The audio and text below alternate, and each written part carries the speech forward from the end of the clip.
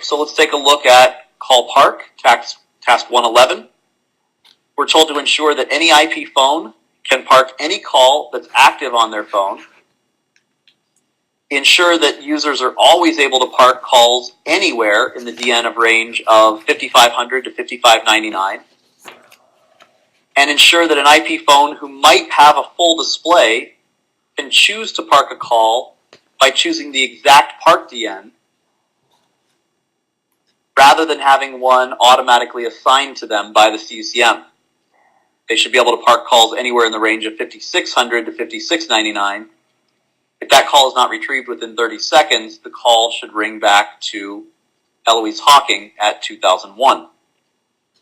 Calls here should be able to be retrieved by dialing *88 and then the park DN. Okay, so we're given two different ranges, and this is basically getting into CallPark versus directed CallPark. So, take a look at the interface, and this is actually under call routing. We have CallPark and directed CallPark. So let's take a look at CallPark first.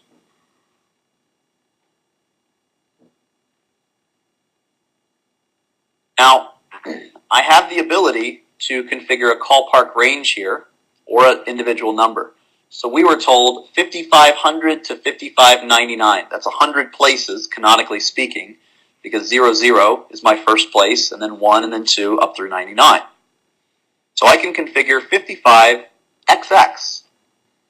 That handles 00, on up through 01, on up through 18, and 98, and then even 99. Okay, so XX will do just fine as a range. Description, standard, CallPark range.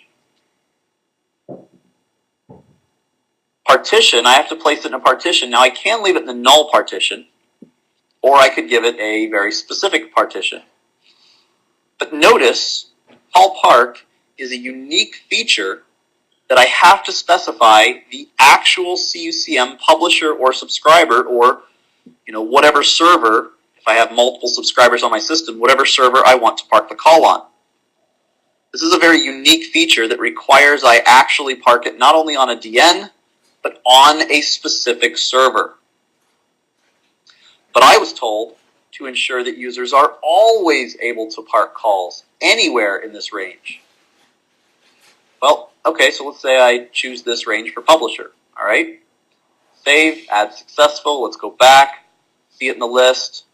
All right, can I copy that? Yeah, let's copy it.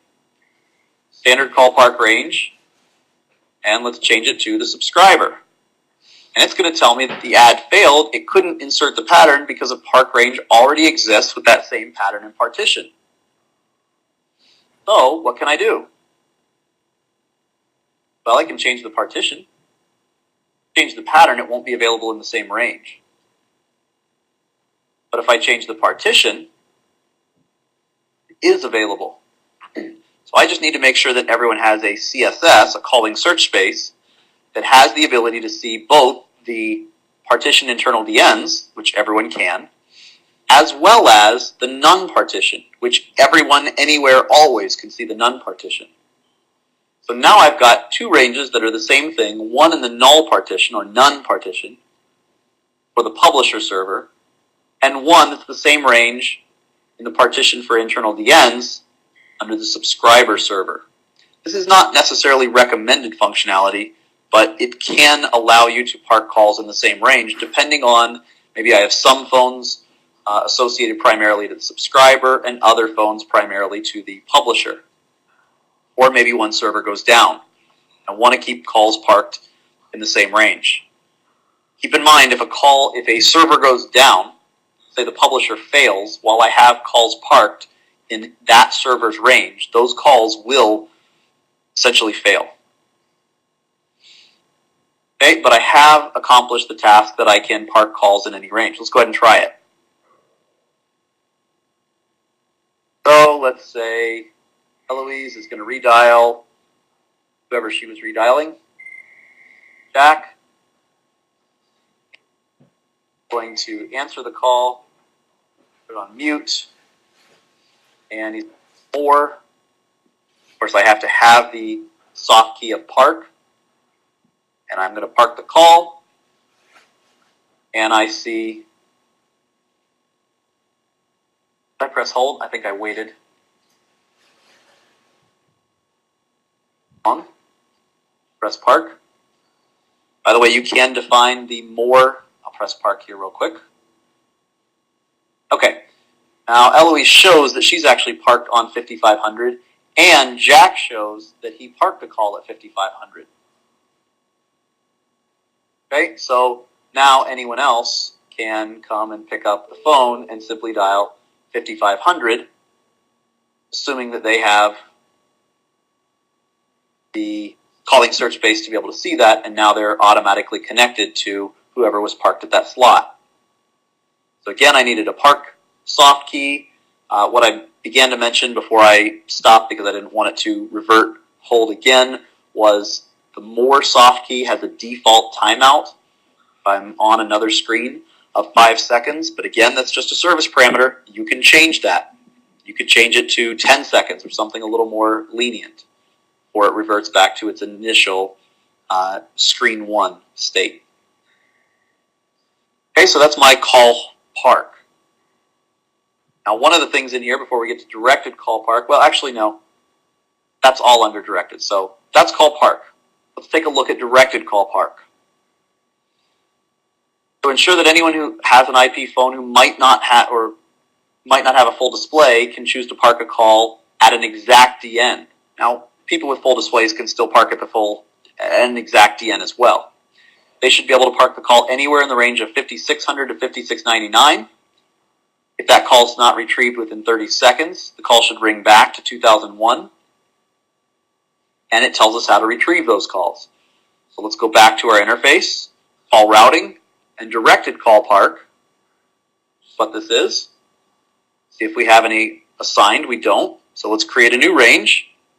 The number will be 56XX, so that entire range. Partition, we can just leave it in the null partition is fine. Or we could put it in our specific internal DNs, or in a specific partition for park, whatever.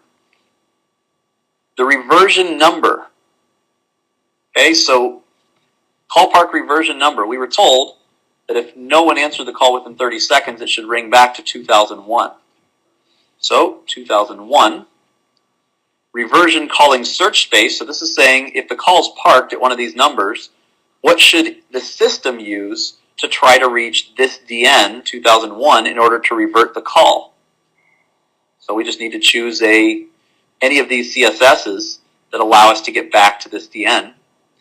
And then necessary is a retrieval prefix, and we were told to use the retrieval prefix of *88. So you just be able to dial *88 and then the DN.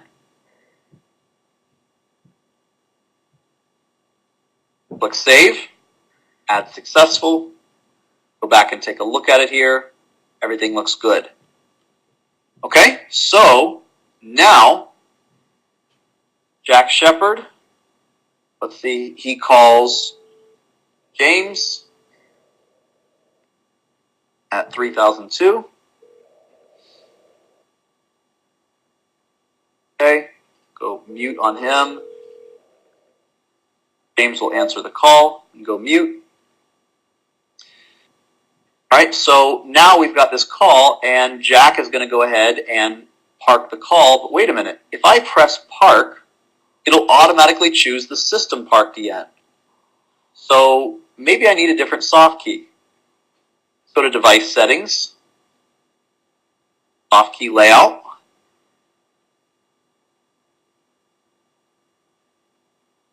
Grab our soft key layout, go to configure soft key layout.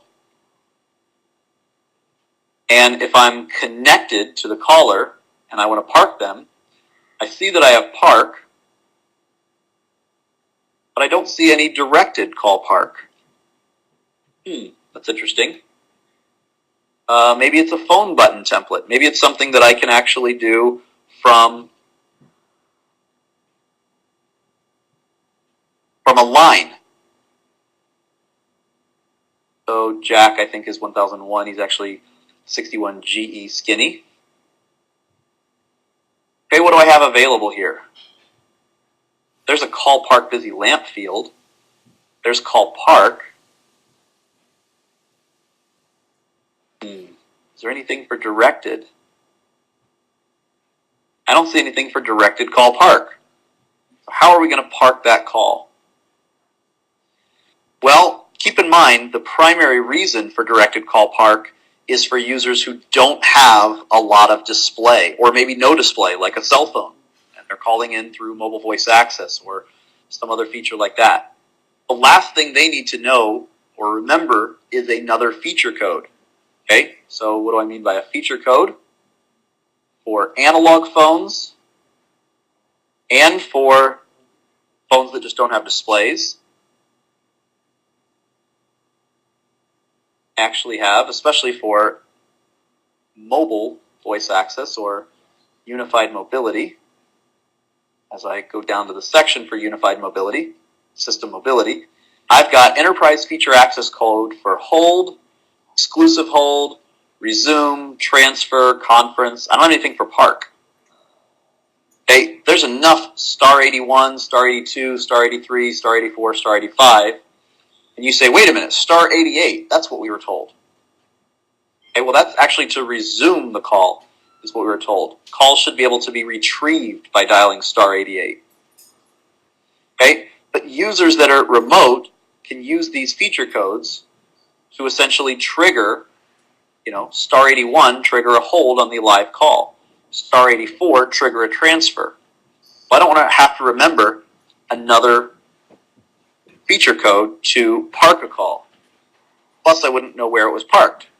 Plus, I need to be able to park it wherever I want it. So I'm actually going to transfer the call. If I was on a cell phone using enterprise feature access, which we'll talk about in the mobility module for deep dive, then I would press star 84 to transfer that call to the park. But if I'm actually just here on a regular phone, I can simply transfer it to any one of those DNs in the range of 5600. So let's transfer it to 5695. Let's get done refreshing, press transfer, and notice it even says to park number. I press transfer, that call's gone. I do see call parked at 5695, but again, a regular phone that did not have a display wouldn't see that. I see that I'm at a park number, star 88, and I actually only see 3 dots, but it would be 4 dots total, and it's 5695. So anyone else that wants to retrieve my call simply needs to dial star 88 and then 5695. Okay? And all of a sudden I have retrieved that call.